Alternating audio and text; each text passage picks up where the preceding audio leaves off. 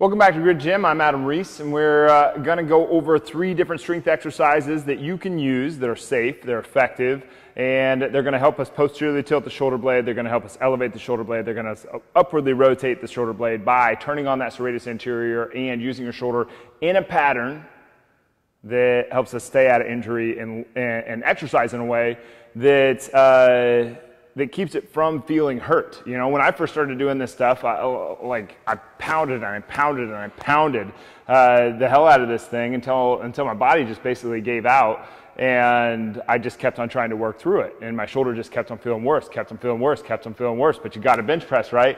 No, you don't. We're going to show you some exercises that can replace the bench press and still get you the same effect, only better, so that you can work out the way that you need to. Or the way that you want to, in order to push out into your life the way that you need to. And I really do wish that just one single program, one single exercise, one single way got it done for everybody. But the reality is that just no one program is going to suffice everybody's needs. You know, there's going to be specifics that there might be some things that there's a system to this thing, but you know, with my shoulder, it didn't just help to just do one thing. It was a combination of a lot of different things, and it's going to be that same way for you too.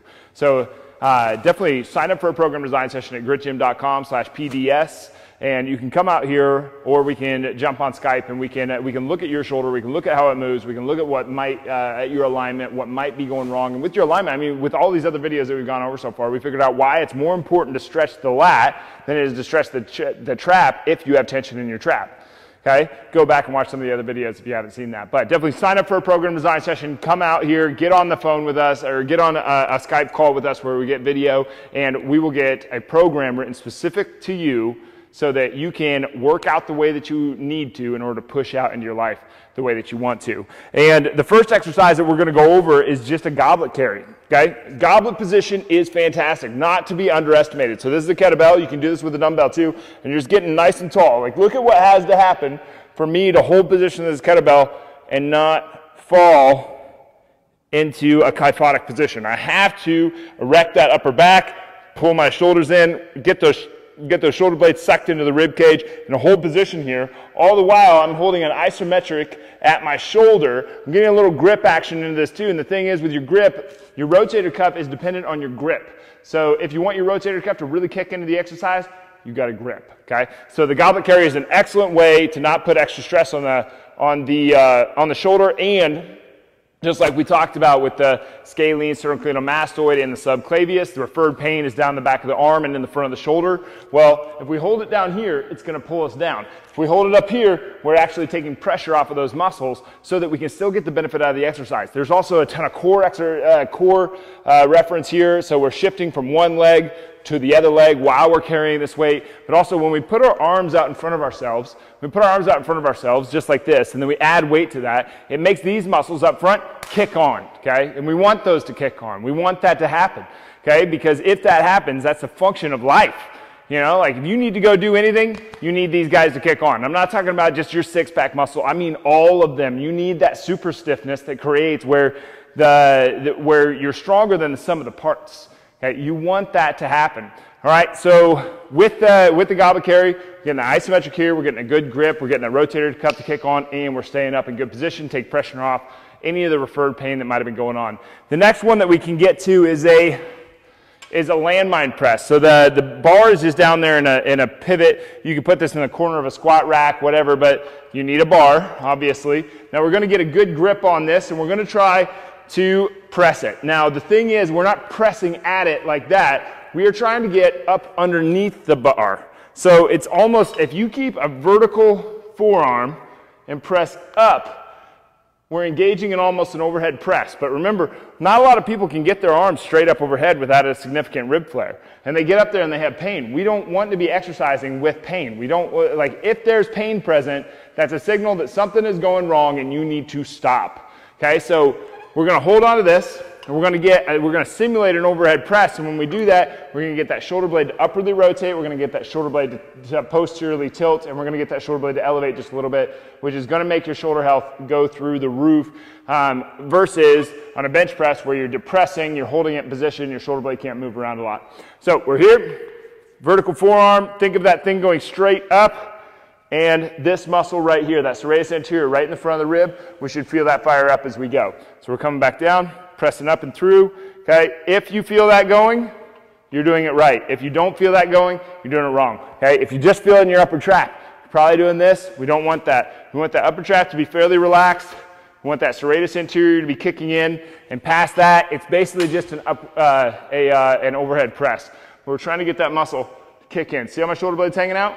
Now it's not. Now it is. Now it's not. All right, so we want that shoulder blade sucked into the rib cage, and we want to upwardly rotate into that so that the shoulder can do the thing that it's meant to do. Remember, the shoulder blade is, or the shoulder just in general is this fascinating joint. It's just kind of floating out here. It can move all over the place, and we tend to think it's just this part that moves all over the place. If we pin that shoulder blade down, we lock it down, don't let it move.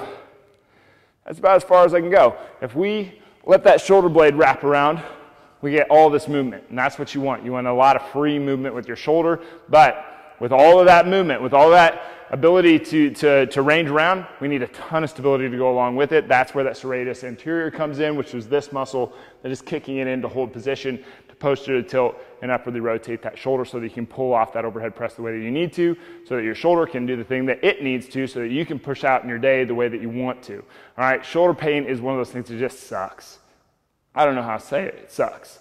It's kind of debilitating. You know, you go to do anything, and your shoulder just feels like it can't do what it needs to do. And you need to go out in your life and do the things that you need to do because your day is important. You know, I don't care if you're a business owner, you're an entrepreneur of some kind, you're a mom, you're a teacher, you're, you know, whatever you are, you're a coach. You have a very important job, and I want to make sure that this thing isn't holding you back from being able to do that very important job. Okay, the last one that we're going to do is we're going to do an isometric. So with this one, make your hand go like that, fit it into the groove there, wrap that pinky around and then the rest of the fingers, and then you're going to hold it here and you're going to walk. Okay? With this, I'm going to have to stabilize that bell up on top. It's going to feel like it's going all over the place. That creates a little bit of instability. So my grip really has to tighten down.